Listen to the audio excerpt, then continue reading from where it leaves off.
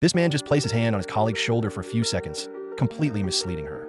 Faced with the beautiful temptation, he accepted without a second thought. But after the passion came endless regret. When he cautiously returned home, what greeted him was not suspicion, but his wife and children dressed up for a surprise.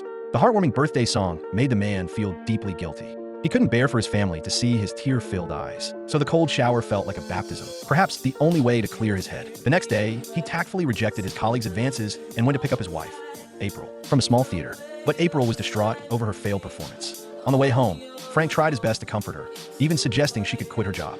But for April, who had already given up too much for the family, this was the last straw. Her artistic pursuit had been reduced to a mere means of survival. The closer people are, the more hurtful their words can be. When emotions erupted, Frank knew exactly what to say to wound the person he loved most. He relentlessly pointed out her failures, while she retaliated by questioning his manhood. Nothing could strike a man harder than a sentence. The argument left him shattered, while April calmly asked if they could go home now.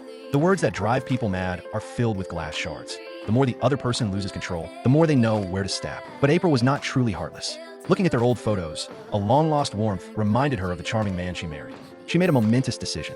That night, she was unusually gentle, apologizing for her behavior and rekindling their dream of moving to Paris. She had found a good job there. All he had to do was pick up his art again.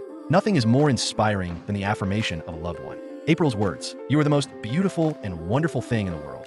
You're a man," revitalized the long-wilted Frank. It seemed it was time to break the deadlock of their lives. But just as they were immersed in their fantasy of Paris, Frank's boss discovered his talent. He was offered a promotion and a significant raise. The boss's advice that a man only gets a couple of chances in life made Frank hesitate. He arranged a vacation with their neighbors, seemingly casually revealing the news of his promotion. Just as he expected, April was stunned. She understood his true intentions. The dream was shattered. The ensuing argument was even more brutal, culminating in April's affair with their neighbor, Shep. When Frank discovered she was pregnant and intended to abort the child, he completely lost control, screaming that he wished to God she had done it. Looking at Frank's hysteria, April just stood there stunned, then pushed the door open and left for the whole night. The next morning, April was in the kitchen making breakfast as usual, as if nothing had happened.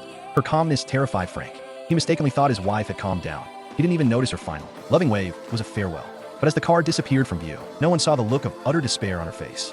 When Frank rushed to the hospital, it was already too late. His expression was numb and blank, unable to connect the good morning from hours ago with the current reality. Perhaps the most dangerous thing in a marriage isn't a third party, but the imaginative deviation one has of their partner.